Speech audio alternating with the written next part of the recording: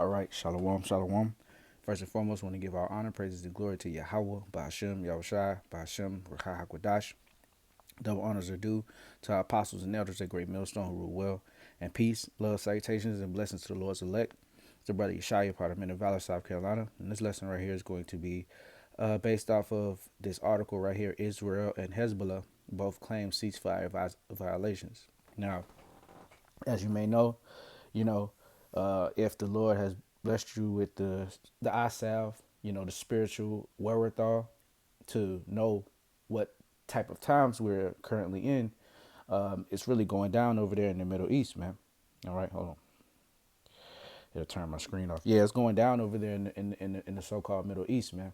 All right, and this right here, Israel and Hezbollah, if you're hip to the news, you know that they were going back and forth. Israel was striking Hezbollah, so on and so forth. Now they caused a ceasefire, right? A little bit, a couple weeks ago, I believe. But anyway, we know the Lord. This is the Lord's program, so a lot of us brothers were sort of bummed out in the spirit, like, come on, Lord, work, But hey, this right here is a beautiful news. That means it's amping right back up. All right, because they didn't hold their parts as far as the ceasefire. Okay, so that's going to amp things up even more. So without further ado, I'm gonna read a little bit of this article and tie it in with some scriptures. This is CBS News. Beirut. Israel on Thursday carried out its first airstrike on Lebanon since a truce with Hezbollah announced this week, saying it targeted the militant group's activity at a rocket storage facility in southern Lebanon that breached the ceasefire.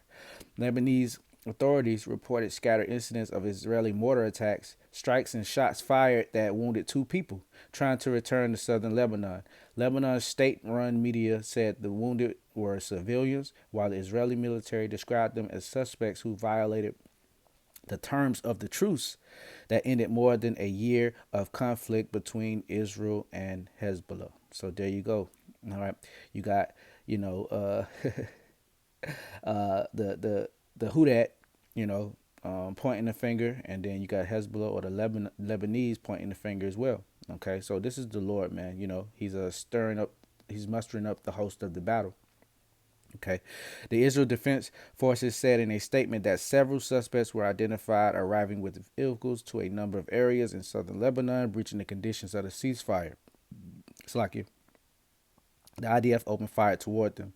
The IDF remains in southern Lebanon and will actively enforce violations of the ceasefire agreement, the military said. Lebanon state-run national news agency said Israeli fire wounded two civilians in Markaba, a village close to the border that has been a sense of intense fighting over the 14 months. It also reported Israeli tank fire hitting some villages and farms in the south, causing no casualties. The burst of violence, with no reports of serious casualties, reflected the uneasy nature of the ceasefire that otherwise appeared to hold Thursday as Lebanese troops began to deploy in parts of southern Lebanon, the eastern Bekaa Valley, and the southern suburbs of Beirut, where Hezbollah has based its operations. The Lebanese military said it is setting up temporary checkpoints and detonating unexploded ordnance in hopes of helping displaced civilians return to their homes. Now, hey, they're really going through it over there, man. Palestine and in that area. As far as dealing with the who that the small hats, man, the 1948ers, right? And this is all prophecy, as we know, the least of the flock should draw them out, in Jeremiah 50. And the least of the flock is the small hats, right? Smallest of the nations, the weakest of the nations, or whatever you want to, attribute it to fit prophecy, right? The last of the nations, right? But their movements remain constrained. The Lebanese and Israeli militaries have ordered civilians displaced from border communities to steer clear of areas where Israeli troops are still in position. And this is funny because there's a Lebanese store owner. I forgot his. I don't know his name, but he runs like a store around my way, and I asked him, we always have small talk, and I asked him about this, and he act like he didn't even know what was going on. So he's getting devastated, man. His homeland or whatever, well, our homeland, but his so-called homeland of Lebanon is getting devastated by, these Israeli troops, man. And this is all prophecy. Okay, Amalek is gonna go down at the end, man. Uh, so yeah, if you want to read more of this article, just look it up, and yeah.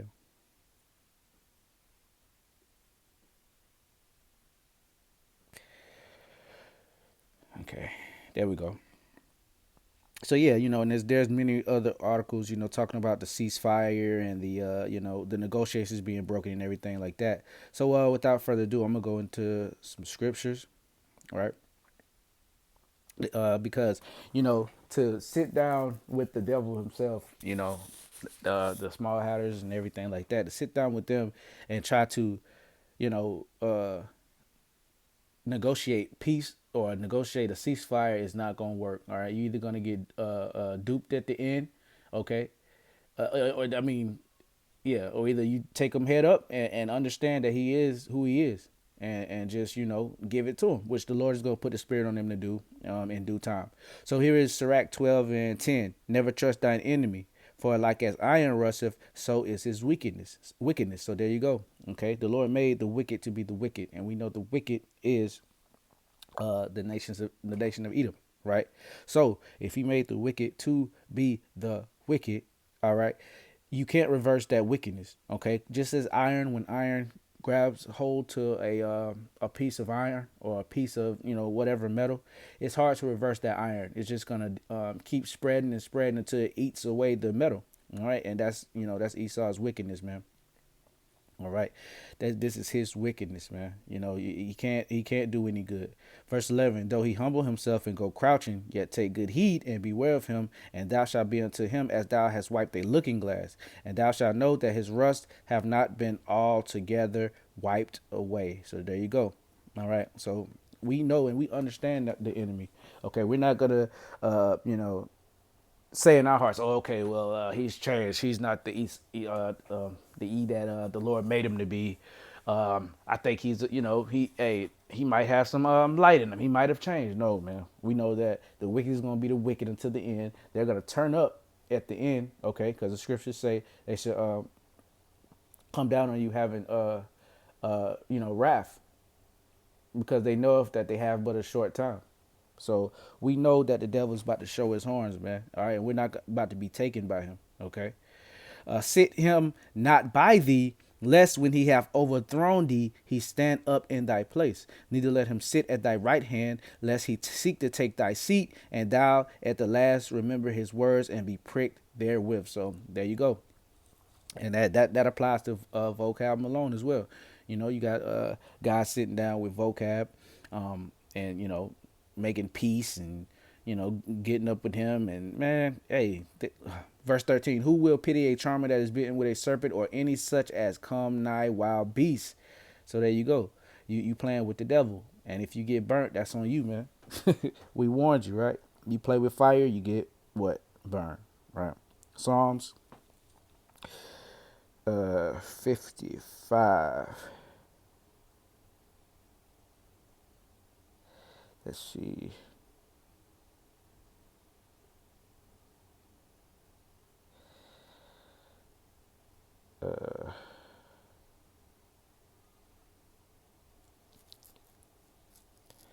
Yeah, verse 21. The words of his mouth were smoother than butter, but war was in his heart.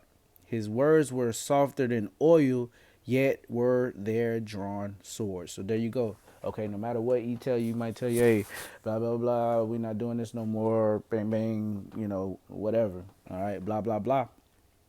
It doesn't mean it, man. Okay, just and we have so many examples, man. We got the Black Wall Streets, the Tulsa, Oklahomas, the Lake Grenier, and Esau probably went to those black owners and was like, yeah, we're gonna do this and do that. We want to partner with you, and then before you know it, it's getting bombed and it's turned into a lake, or a lynching is happening. All right, and can't forget about the Northern Kingdom. You got the Trail of Tears. All right, thanks killing. Okay, you got all type of the smallpox blankets. You got all types of things that this devil has done to our people with the hopes. With basically with the guise of trying to help us out. But like the scriptures say, we will no longer lean upon him that smote us. All right, we're not leaning upon Esau, Edom no more, man. Okay, well at least the elect are. John 10:10, the thief cometh not but to steal and to kill and to destroy. I am come that they might have life and that they may have it more abundantly. I'm gonna read 9 because this is the spirit. I'm gonna have to tune into it on the way, Lord willing, to go see the bros. Elder Apostle Ramlop. All right, he uh he uh he went live earlier, and it the title was Yahweh Shai is the door. So John 10:9, I am the door. By me if any man enter in, he shall be saved, and he shall go in and out and find pleasure. The thief cometh not but for to kill, but for to steal and to kill and to destroy. I am come that they might have life and that they might have it more abundantly. So there you go. And I just want to pinpoint this: the thief cometh, but for to kill, steal, and destroy. All right. You know, basically, Esau's that thief, man. You know, and that's all his motive is to steal, kill, and destroy. Is his you know the devil, your father the devil, and the lust to him you will do. It was addressed to the Israelites, but moreoverly that damn devil or that great serpent is Esau Edom, and I think that's in let's see, Revelation, was it 12? Yeah, verse 9. And the great dragon was cast out, that old serpent called the devil and Satan, who deceiveth the whole world. He was cast out into the earth, and his angels were cast out with him. So that's talking about the latter part of Esau's downfall. But it's nonetheless talking about that old serpent, which was in the garden. Okay, before he was Esau, he was that serpent.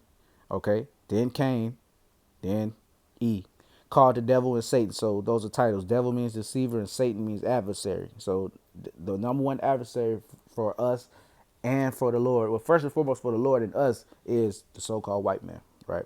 So